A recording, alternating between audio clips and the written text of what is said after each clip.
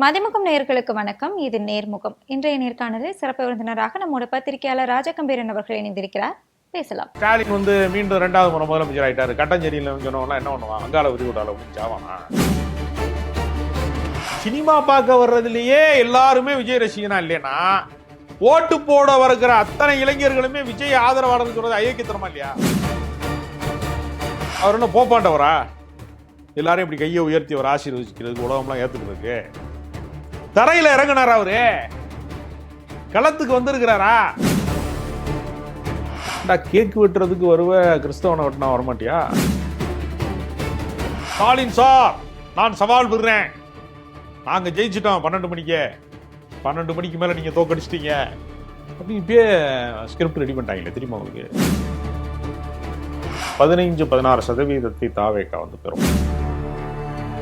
ஸ்டாலின் தொடர்வார், 2வது முறை அவர் ஆட்சி அமைச்சிருவாரு. டயா பூஸ்டர் சுகரை கண்ட்ரோல் பண்ணும், உங்க ஆரோக்கியத்தை மீட்டு தரும். சர்க்கரையை கட்டுப்படுத்துறதுக்கான எளிமையான வழிமுறை, இயற்கையான வழிமுறை. அனைத்து மருந்து கடைகளிலும் கிடைக்கும்.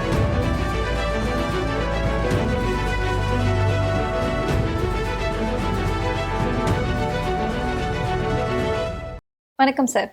வணக்கம். நேர்முகம் நிகழ்ச்சியில சந்தித்ததுல ரொம்ப மகிழ்ச்சி. 2026 தேர்தல் ஒரு வழியா ரொம்ப பரபரப்பாவே நடந்து முடிஞ்சிடுச்சு. அதிகமான வாக்குகள் இந்த முறை பதிவாகி இருக்கதை பார்க்க முடியுது. 85.15% வாக்குகள், கடந்த முறையை விட 29 லட்சம் வாக்குகள் அதிகமாக இருக்கு. உங்களுடைய பார்வை என்ன சார்? 1991 காலகட்டத்தில் பதிவு செய்யப்பட்ட வாக்கு எண்ணிக்கையில இதே சதவீதம், ஏறத்தாழ 81% தமிழக அரசியல் பார்த்திருக்கிறது. ஏன்னா அன்றைய காலகட்டத்தில் ராஜீவ் காந்தியினுடைய மரணம், அவர் படுகொலை செய்யப்பட்டார். ஸ்ரீபெரும்புதூருடைய தேர்தல் பிரச்சாரத்தின் வழிபோக்கில் அவர் திடீரென்று குண்டுபிடிப்பில் அவர் கொல்லப்பட்டார்.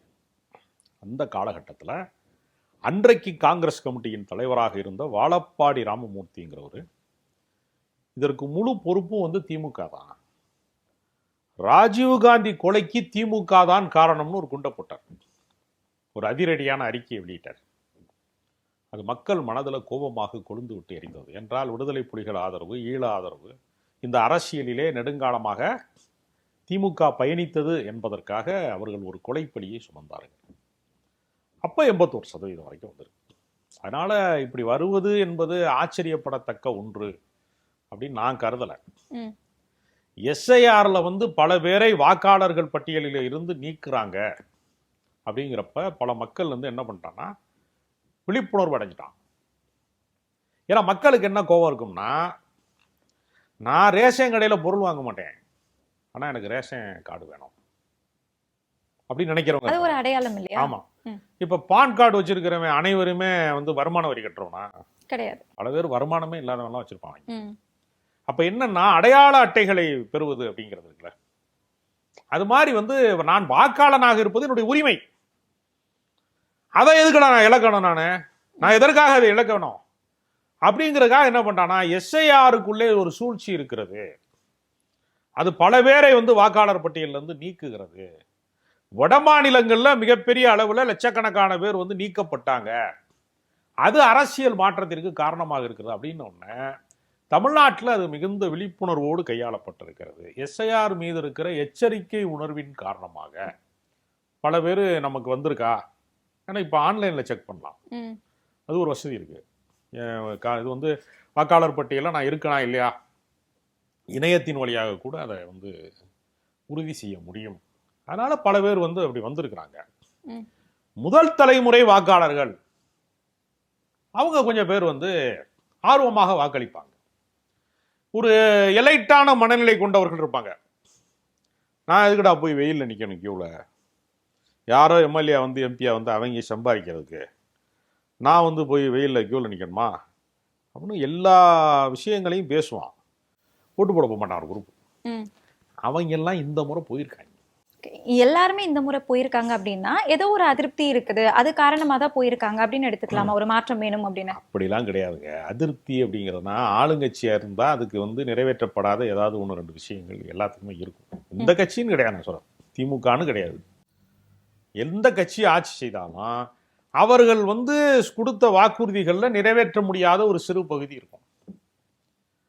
அது வந்து அப்படி பார்த்தா மறுபடியும் எப்படி நீங்க யோசிச்சு பாருங்க. நீங்க வந்து வெள்ளம் வந்து சென்னையில வந்து பெருவெள்ளம் வந்தப்ப ஜெயலலிதா செம்பரம்பாக்கம் ஏரிய உத்தரவு கொடுக்காம காத்திருந்து மொத்தமா திறந்து விட்டு ஒரு 400 பேருக்கு மேல செத்து போயிட்டாங்க.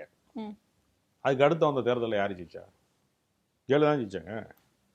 நீங்க வந்து அரசின் மீதான அதிருப்தி, வருமானத்துக்கு அதிகமாக சொத்து சேர்த்த வழக்கெல்லாம் வந்துச்சுல, அதோட ஜெயலலிதாவுடைய அரசியல் வாழ்க்கை அசமனம் ஆயிடுச்சா?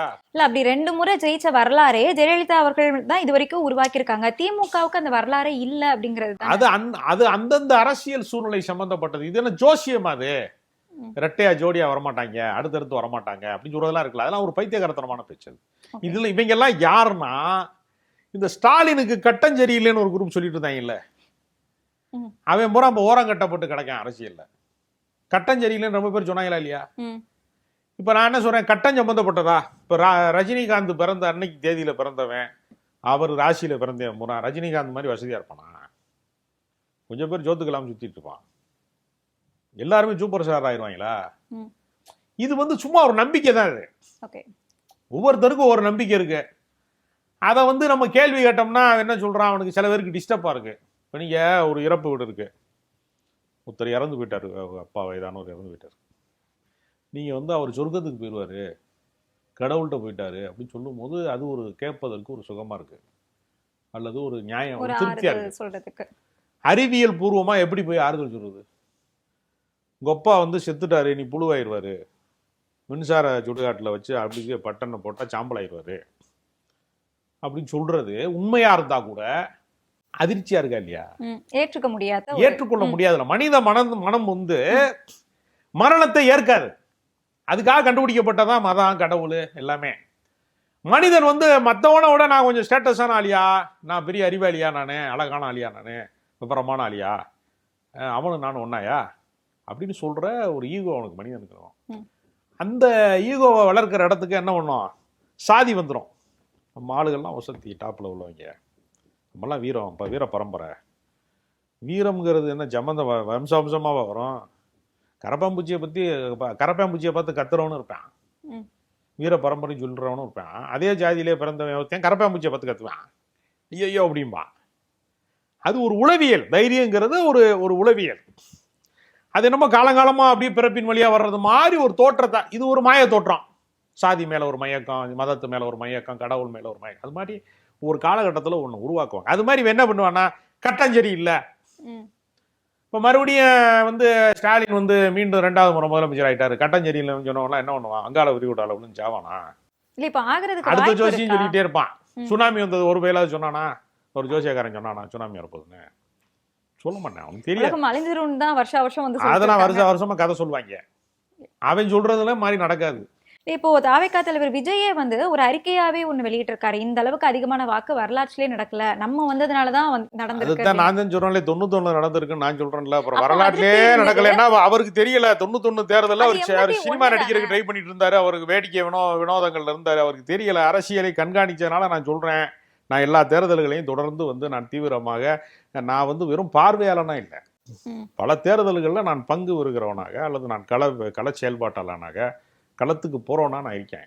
அதனால அது இதுதான் ஒரு காரணம். அது எஸ்ஐஆர்ல 81% தானே, இது 85 இல்ல, அதை விடயும் அதிகமா தானே பதிவாகி இல்ல. அது எப்படின்னா அதுல ஒரு வேடிக்கை இருக்கு. இப்ப நீங்க 200 மார்க்குக்கு வந்து ஒருத்தன் எக்ஸாம் எழுதுறான், 160 மார்க் வாங்குறான்.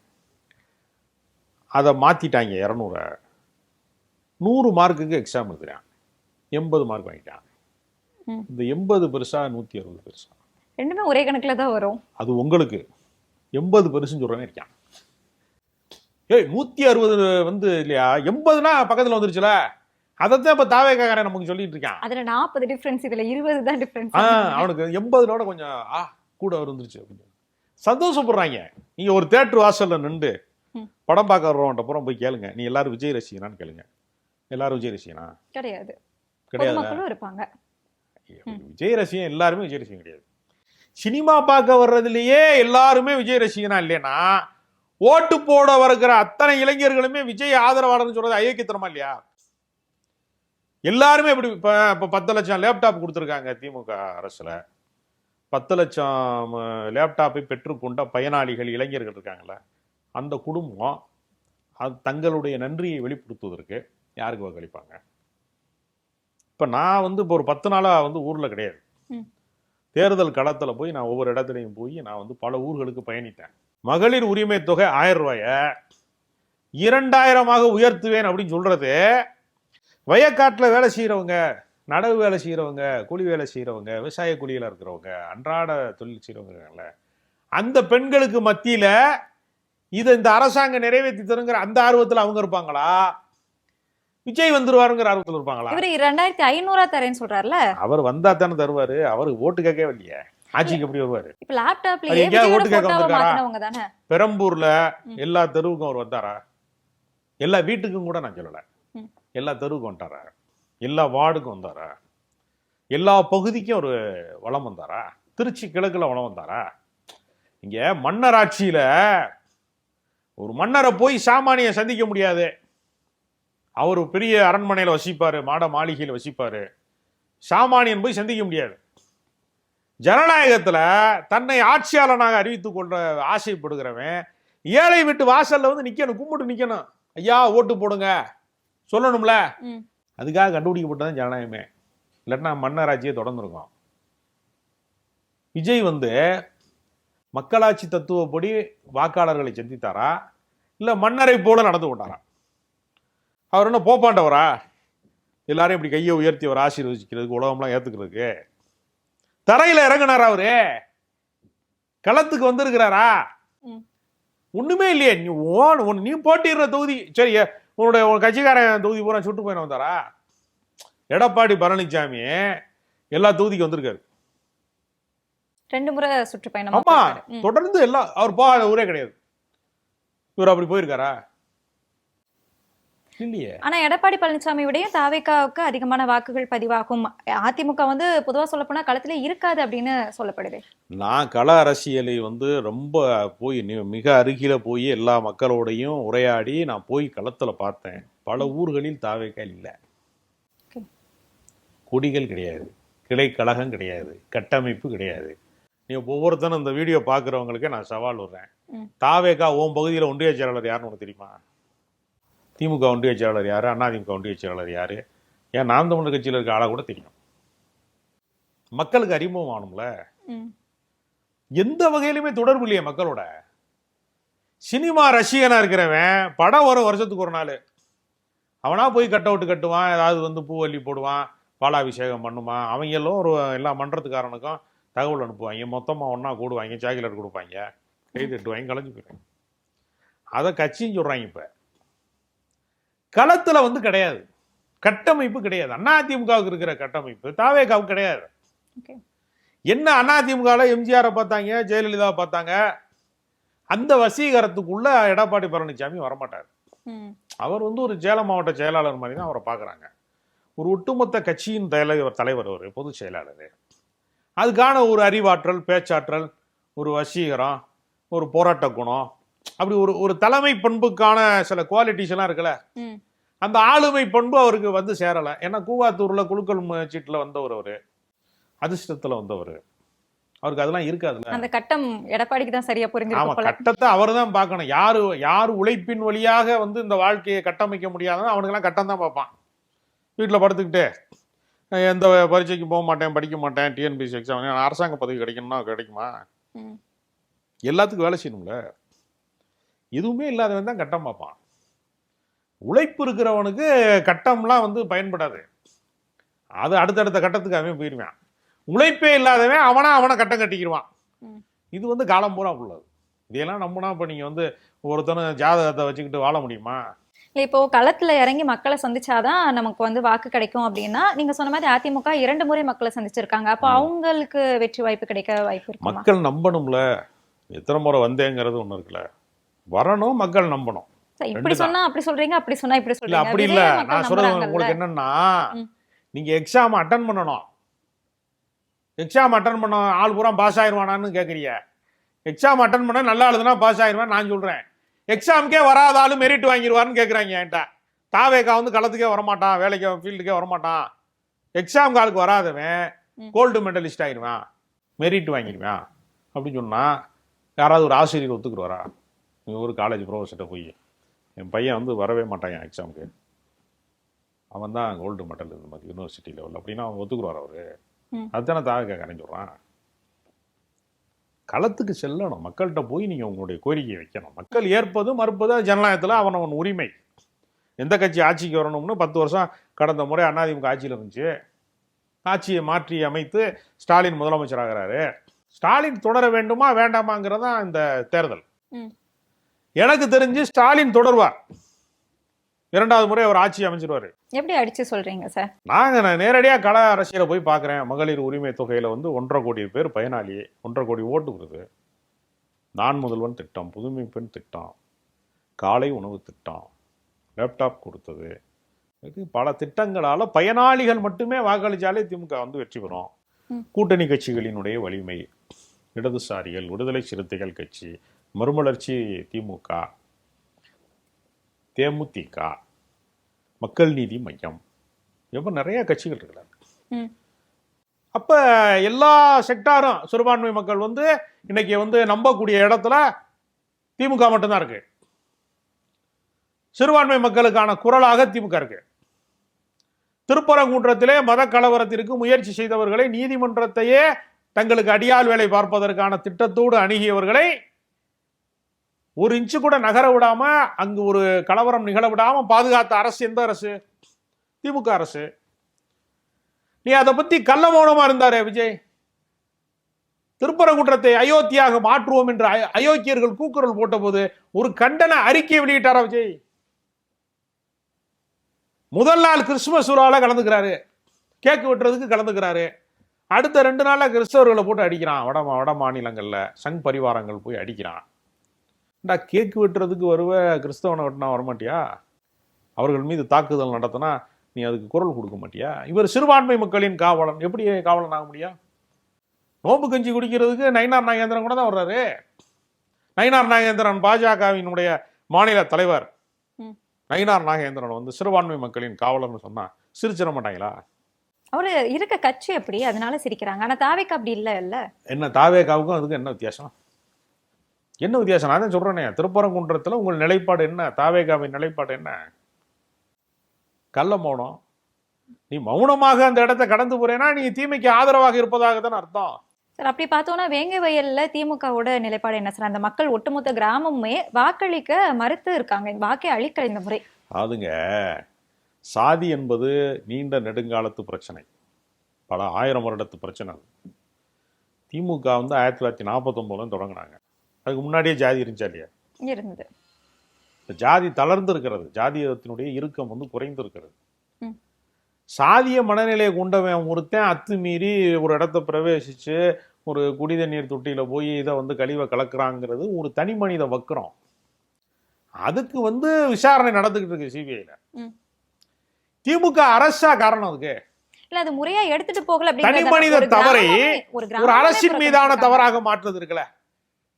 நான் போய் குடிச்சிட்டு வந்து வண்டியை கொண்டு லாரிக்குள்ள விட்டுட்டு இப்ப 2 பேர் குடிச்சு விட்டு சண்டை போட்டதுக்கு ஆதவர்ஜனா சொன்னார் இல்லையா, பாட்டில் விட்டு ஒருத்தன் அடிச்சு விரட்டின போட்டதுக்கு உடனே ஸ்டாலின் இங்கே வரணும் அப்படின்னு பொதுக்கூட்டத்தில் பேசினார் ஆதவர்ஜனா. ஜரக போட்டு சண்டை போட்ட 2 பேருமே வந்து தாவே கேட்கறேன். இதுல என்ன சதி திட்டம் இருக்கு? இப்ப தனி மனித தவறுகளே, தனி மனித வக்கிரங்களே ஒட்டுமொத்த அரசாங்கத்தின் மீதான பழியாக மாற்றுவதற்குல பட்டியலின மக்களுக்கு எதிராக திமுக எந்த இடத்துல நடந்திருக்கு? ஒடுக்கப்பட்ட மக்களுக்கு எதிராக எந்த இடத்துல நடந்திருக்கு? அந்த மக்களுக்கு வரக்கூடிய நிதியை எடுத்து தானே மகளிர் உரிமையை கொடுக்குறாங்க. அது அப்பட்டமான பொய் அப்படின்னு நம்ம சொல்லல. விடுதலை சிறுத்தைகள் கட்சியினுடைய பொதுச் செயலாளர் ரவிக்குமார் வந்து எம்பி வந்து சொல்லிட்டாரு, அப்படி ஒண்ணு நடக்கல, நடந்தா நிரூபிங்க. ஆனா 2023 ஸ்டாலின் அவர்களே சொல்லியிருக்காங்களே, அதுல இருந்து போகுது ஒரு பங்கு நிதி. அதாவது ஒரு தவறான தகவல் என்ன அப்படின்னா, இப்ப நான் ஒரு உதாரணம் சொல்றேன். இப்ப பட்டியலின மக்களுக்காக ஒதுக்கப்பட்ட நிதி பயன்படுத்தப்படாததுனால திருப்பி அனுப்பப்படுகிறது அப்படின்னு ஒரு செய்தி படிச்சிருப்பீங்களா? பல செய்திகள் அந்த மாதிரி வரும். திருப்பி எங்கே அனுப்புவாங்க? அரசாங்கத்துக்கான நிதி திருப்பி யாருக்கு அனுப்புவாங்க? மத்திய அரசுக்கு. அப்படி ஒரு நடைமுறையே இல்லை. அரசின் நிதி வந்து பயன்படுத்தப்படலாம், பயன்படுத்தாம இருக்கலாம். அது அரசின் கஜானா தான். அது யாருக்கு அனுப்புறது? தனிநபருக்கு அனுப்ப முடியாத? எஸ்சி எஸ்டி ஆணையத்தில் சொல்றான் யாருக்குமே அனுப்ப முடியாதுங்க அப்படின்னு சொல்றாங்க அவங்க. விவரம் இல்லாம கொஞ்சம் பேர் என்ன பண்றாங்க, திருப்பி அனுப்பப்பட்டது, அதை தூக்கி இதுல போட்டாங்க, இதை தூக்கி அதுல போட்டாங்க. அப்படின்னா சட்டத்துல வந்து இடமே இல்லை. இதெல்லாம் வந்து என்னன்னா, திமுகவுக்கு இந்த மாதிரி மக்கள் வந்து வாக்களிக்க கூடாது, தலித் மக்கள் அல்லது ஒடுக்கப்பட்ட மக்கள் வந்து வாக்களிக்க கூடாதுங்கிறதுக்கு இப்ப இங்க கிளப்பி விடுற தனிநபர் படுகொலை, ஆம்ஸ்ட்ராங் படுகொலை. இன்னும் திமுக அது வந்து என்ன செய்ய முடியும்? நடவடிக்கை எல்லா கட்சிக்காரனும் சம்மந்தப்பட்டிருக்கான். அதுல ரியல் எஸ்டேட் பஞ்சாயத்து தான் அதிகமா இருக்கு. அது வழக்கு விசாரணையில் அனைத்து கட்சியும் கைது செய்யப்பட்டான். உடனே திமுகவுக்கு எதிராக இருக்கு. ஏன் திமுக அங்கே எதிராக இருக்கு? ஏதோ முதல் முறையா வந்து தலித்துக்களுக்கு எதிரான வன்முறை நடக்கிற மாதிரியே பேசுறான். இப்ப நீங்க இம்மானுவேல் சேகரன் வந்து யாருடைய ஆட்சியில கொலை செய்யப்பட்டார் சொல்லுங்க? அன்று முதலமைச்சர் இருந்தவர் யாரு? பெருந்தலைவர் காமராஜர் முதலமைச்சர் இருந்தாரு.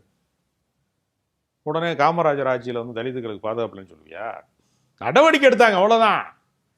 சாதிய வன்மா, ஒவ்வொரு மனிதனும் ஒவ்வொரு தனி மனிதனும் சாதியவாதியா இருக்கான். ஒவ்வொரு குடும்பமும் சாதிய சங்கம் மாதிரி இருக்கு.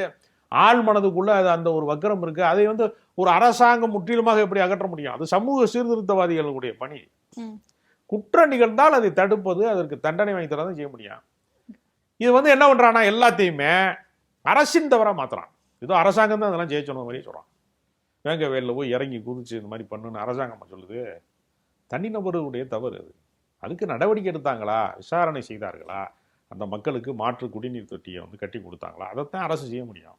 சாதியற்ற சமூகத்தை படைப்பதற்கு ஒரு அரசியல் கட்சி என்ன செய்ய முடியும்?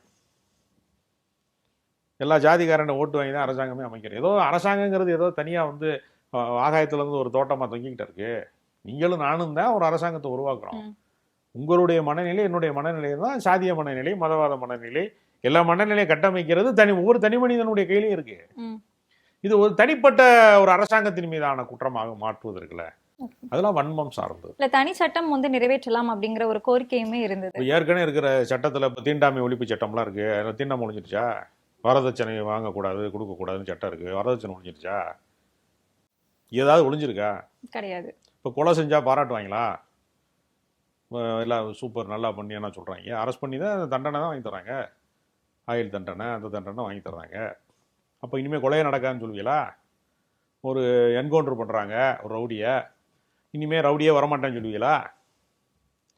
குற்றங்கள் தொடர்ந்து நிகழ்ந்து கொண்டே தானே இருக்கிறது. அப்போ சமூக மாற்றத்தில் ஏன் குற்றம் நிகழ்கிறது? அதை மாற்றுவதற்கு என்ன வழி? யார் குற்றவாளியா மாறுறான், யார் கூலிப்படையா மாறுறான், யாருக்கு கல்வி கிடைக்கலையா, எவனுக்கு வந்து வாழ்வாதாரம் கிடைக்கலையா, யாருக்கு அரவணைப்பு கிடைக்கலையா, அவன் சமூகத்தில் ஒரு குற்றவாளியா மாறுறான். இப்போ அவனை வந்து நெறிப்படுத்துறதுக்கு என்ன வழி? அதுதான் செய்ய முடியும் அரசாங்கம்.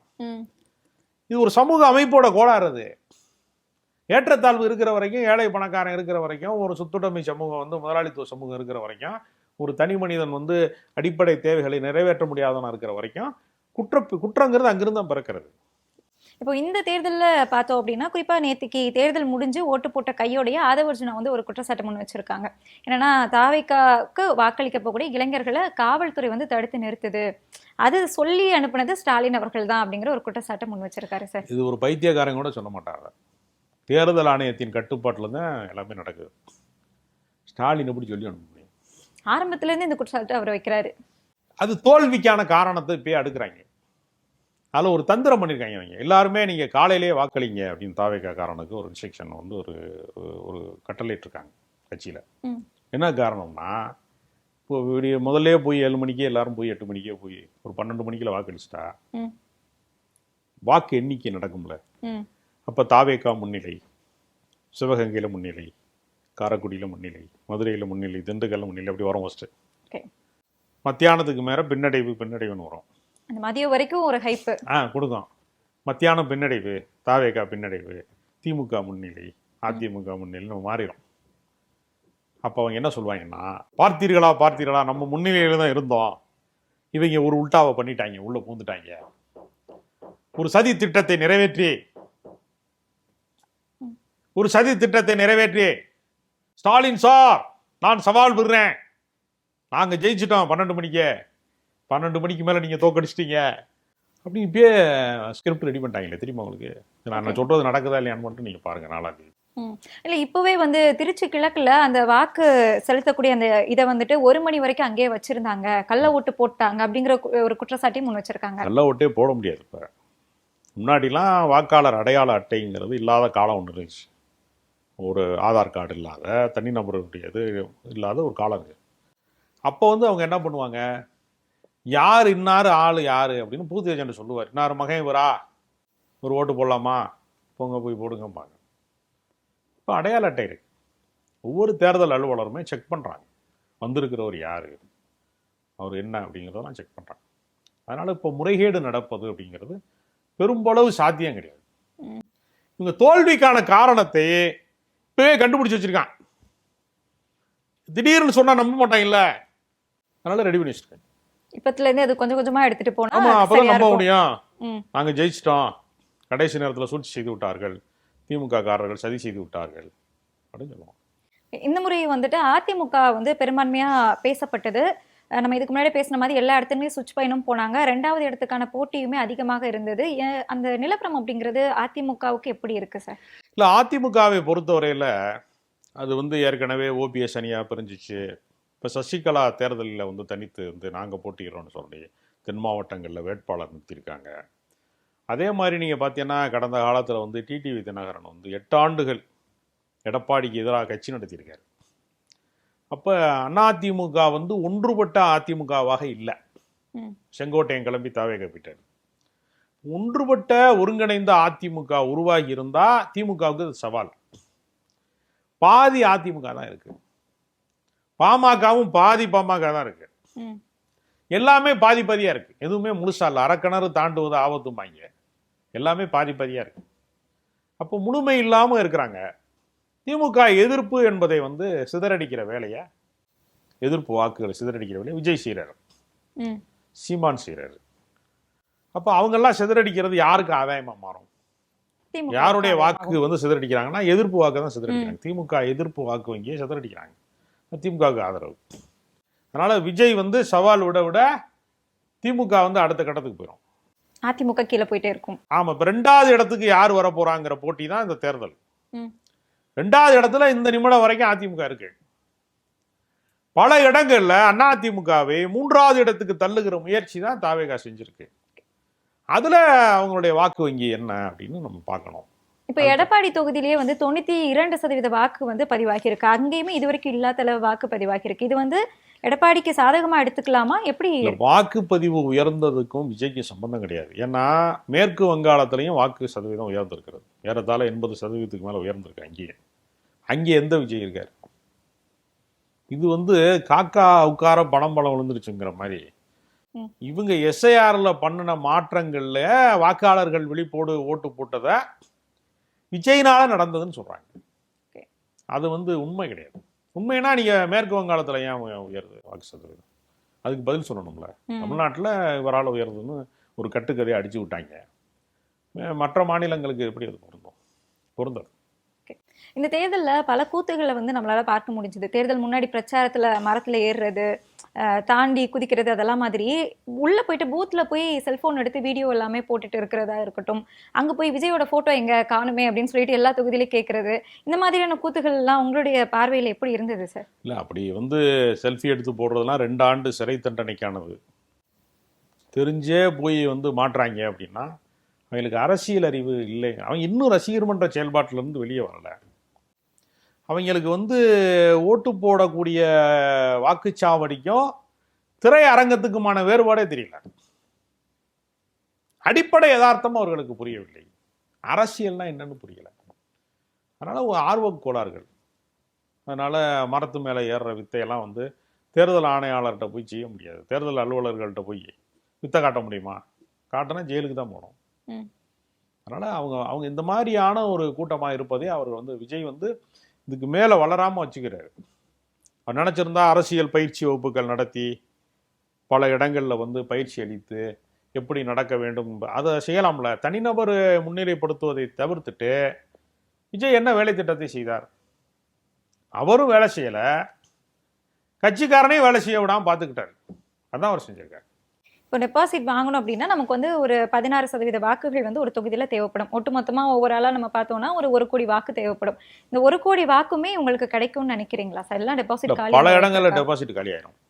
தாவேக்காவை சொல்றீங்களா இல்ல அதிமுக சொல்றீங்களா? தாவேக்கா தான் சொல்றேன். ஓகே. அதிமுகவை பொறுத்தவரையில எடப்பாடிக்கு வந்து ஒரு ஆளுமை பண்பு, தலைமை பண்பு, வசீகரம்லாம் இல்லாம இருக்கலாம். கடந்த முறை சட்டமன்ற உறுப்பினராக இருந்தவங்க, முன்னாள் அமைச்சர்களாக இருந்தவங்க, அவங்க தொகுதி சார்ந்து அவங்க ஒரு செல்வாக்கு வச்சுருப்பாங்க. அவங்க ஏற்கனவே அமைச்சராக இருக்கும்போது செய்த பணிகள், அது சார்ந்த ஆதரவாளர்கள், சொந்த சாதிக்காரங்க, ஊர்க்காரங்க, அவருக்கு இருக்கக்கூடிய தனிப்பட்ட நடவடிக்கை சார்ந்து எல்லா நல்லது கெட்டதுக்கு, துக்க வீட்டுக்கு, கல்யாண வீட்டுக்கு போகிறது அப்படின்னு வந்து அந்த ஊர் வாக்காளர்களோட ஒரு நெருக்கத்தை வந்து அவங்க உருவாக்கி வச்சுருப்பாங்க. அந்த மாதிரி தனிநபர்களாக செல்வாக்கு பெற்றவர்கள் எல்லாருமே அதிமுக ஜெயிச்சிருவாங்க. அதனால மீண்டும் அதிமுக தான் எதிர்கட்சி ஆகும். 2வது இடத்துல இருக்கும். 65 இடம் போன முறை வந்துச்சு இல்லையா, அது வந்து ஒரு 42 மாறும். ஓகே. அது அப்படி குறையுமே தவிர அதிமுகங்கிற கட்சி இல்லாம போயிடும், தொடர்ச்சி எரிஞ்சிருவாங்கிறதெல்லாம் நான் நம்பல. இப்போ கோயம்புத்தூர்னு எடுத்துக்கிட்டோம்னா 10க்கு 10மே அதிமுக தான் போன வாட்டி எடுத்திருந்தாங்க. இந்த முறை செந்தில் பாலாஜி அவர்களுமே அங்க போயிருக்காங்க. அங்க பார்க்கணும் அப்படிங்கிறதுக்காக கரூர்ல போய் வாக்கு கூட செலுத்தல இந்த முறை அவரு. கோவையில எந்த மாதிரி இருக்கும் சார்?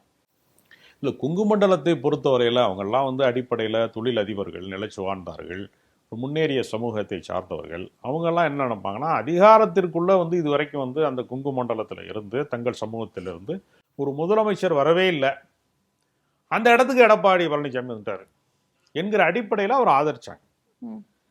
அவர் மத்திய அரசாங்கத்தோட இணக்கமாக இருப்பதன் மூலமாக இவங்க சில சலுகைகளை, உரிமைகளை, பல விஷயங்களை பெற்றுக்கொண்டார்கள். ஆனால் இப்போ தொடர்ந்து அவர் அதிகாரத்தில் வந்து 10 தோல்வி பழனிசாமின்னு சொல்கிற அளவுக்கு தொடர் தோல்விகள் இருக்கும்போது அதிகார மையம் வந்து இடம் மாறிடும்.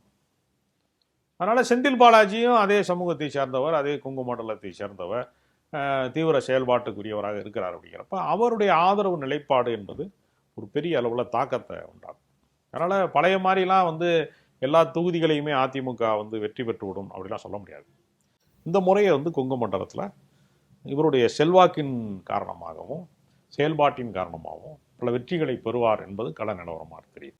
இல்லை, ஆனால் அவரோட தொகுதி வந்து கோயம்புத்தூர் இல்லையே, கரூர் தானே அவருடைய தொகுதி. அப்படி இருக்கும்போது எப்படி இந்த மக்கள் வந்து அவரை நம்புவாருன்னு நினைக்கிறேன். இல்லை, அதாவது புகழ்மிக்கவர்களுக்கு அது பொருந்தாது.